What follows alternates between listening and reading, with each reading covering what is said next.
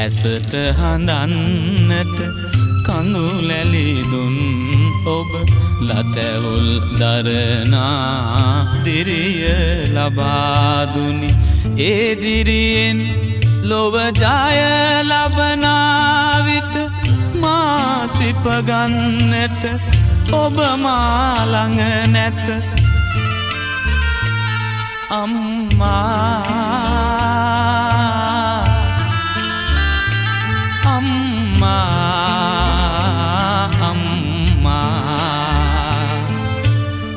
දෙවැනි බුදුන් ලෙස ලොවම උවම් කළ ලොවක පිදුම් ලද ලොවට උතුම් ලඳ.